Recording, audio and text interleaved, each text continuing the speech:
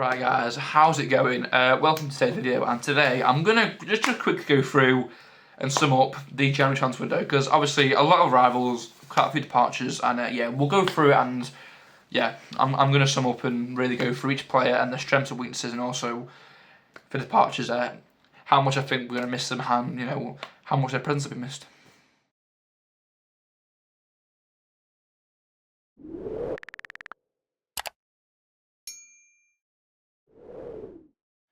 Okay, getting straight into it, we'll start with the rivals. So the first signing, of course, for the window, well, not the first signing, but the most expensive signing was, of course, Joe Humbo, who joined from FC Nuremberg for 300k.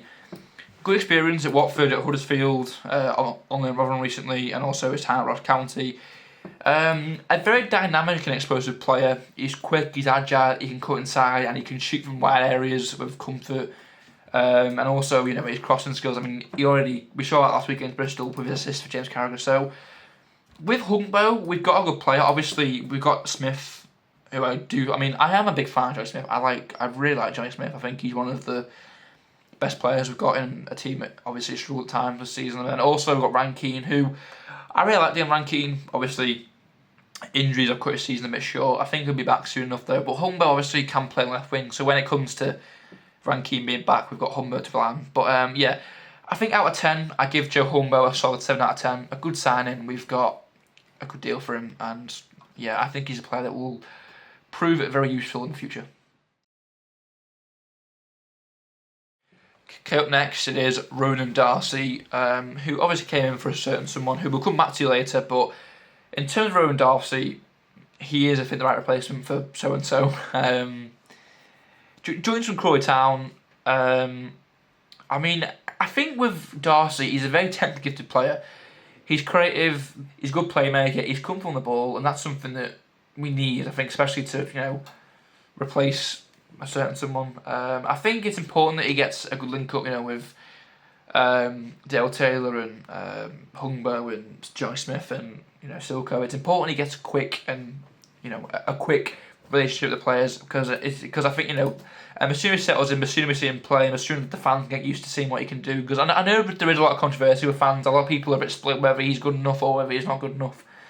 But as I keep saying to me and Curtis keep saying, only time will tell. But out of 10, Ronan Darcy, I'm giving him a solid 7 out of 10. Good signing. Okay, up next is my personal favourite signing of the window. It is John Mellish, who joined from Carlisle for an undisclosed fee, as usual. But for me, this man is an absolute baller. He's versatile, he's hard-working, he can play centre-back, left-back. He can play as a box-box midfielder, which is amazing. His physicality is superior over many defenders and midfielders and forwards. He's got good aerial ability, and his awareness makes him a real strong presence. So I think with John Mellish, we've got a player who, he gets forward, he can shoot from long range. We've seen that a few times. He might not score it yet, but he is comfortable shooting from wide areas. So I do think with Mellish, he is one of the best signed for a while. He's excited the fans.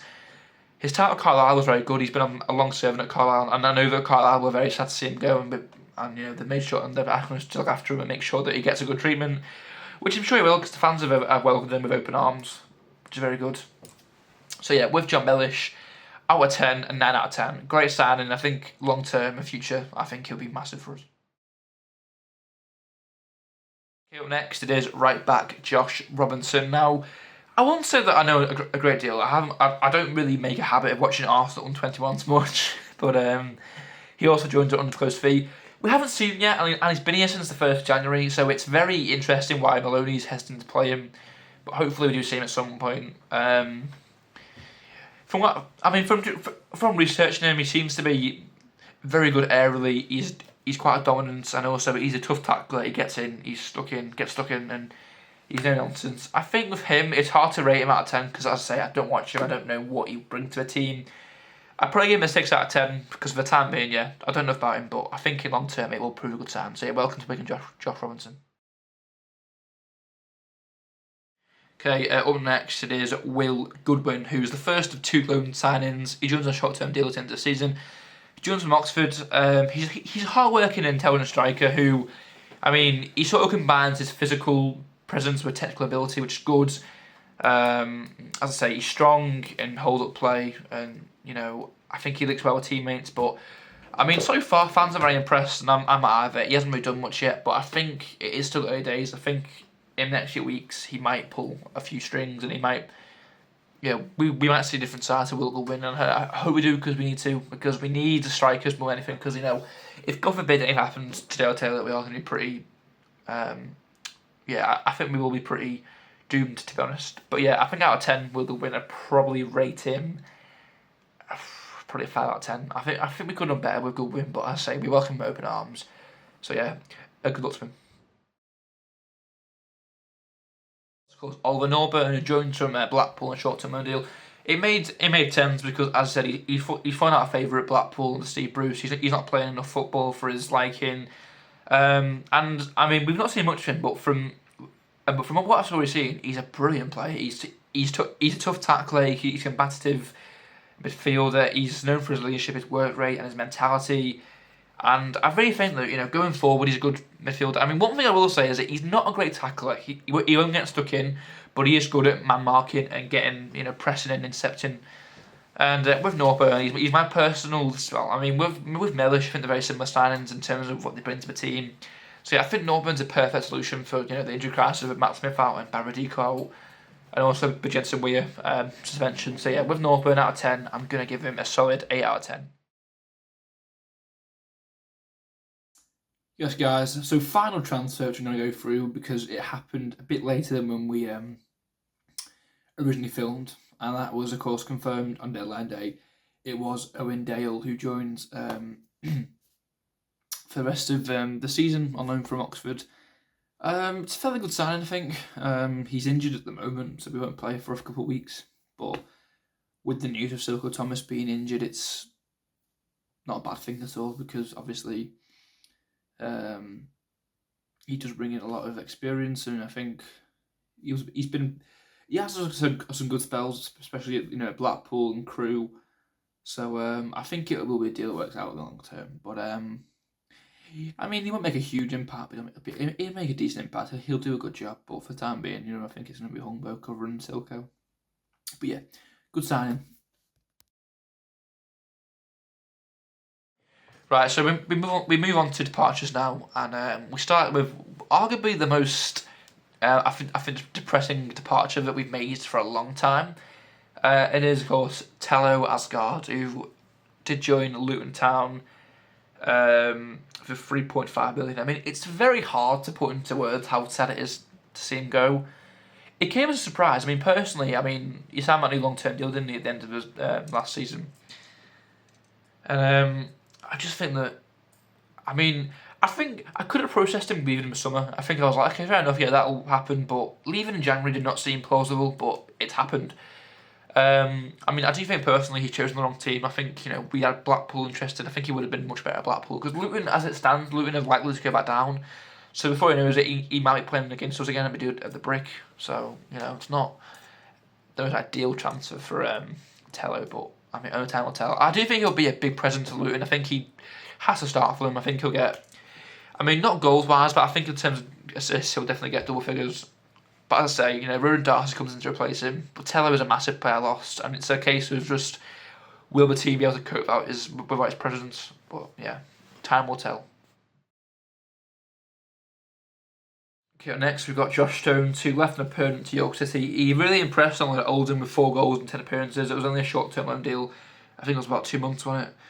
But he joined York for 420k, which for National League is a mad sum of money. Like, you never see that spent. So there's clearly something in him that York like. I do think he's personally too good to be playing in that level. I think he should be in at least League 2 at the very maximum. But in National League, I think he should definitely be getting double figures easily, bare minimum.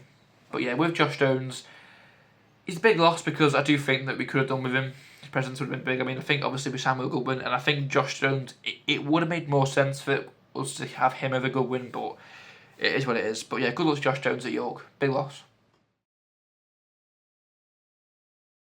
Up next, a player who I wasn't really sure whether to include or not, but I will for the sake of it.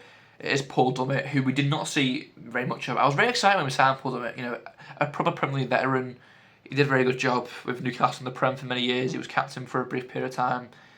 but I mean, he just didn't start. He made about 2 or 3 appearances for Wigan. I mean, he wasn't injured, and obviously he leaves on a free, joins Carlisle. I mean, I don't think he'll do much more at Carlisle, to be honest. But yeah, I mean, Carlisle will still becoming the next Chesterfield with all the Wigan business they're doing. But yeah, a good look to Paul Dummett at Carlisle.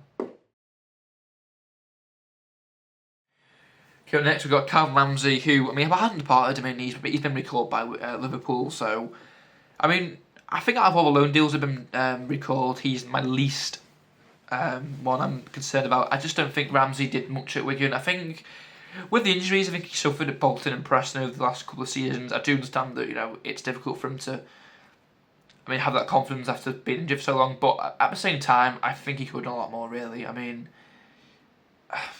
he joins Kilmarnock now. I mean, he might do a bit more there. It's not as intense of a league, but still, I think he didn't do enough at Wigan, really. But he was one of our first signs of the window, and I mean, I'm grateful for him trying his best, but it wasn't meant to be in the end. But yeah, good luck to Kev Ramsey at Kilmarnock. Up next it is Man United loanee Joe Hugel, who was recalled by the club and has since joined Carlisle as, say, Wigan Reunion Party. With Joe Hugel, it is a bit confusing with Joe Hugel. I mean, he was brought in as our new number 9, which brings a lot of pressure. And I mean, did he handle it? Not really. I mean, I think he could have done a lot more. Hugel, he scored a few goals. He didn't get double figures, which I think some people expect him to get. He could have done a lot more, Hugel, but it was meant to be in the end. But fair play to him in his future endeavours. I think one day he will be a big player, but for the time being, there's still a lot of work that he's doing.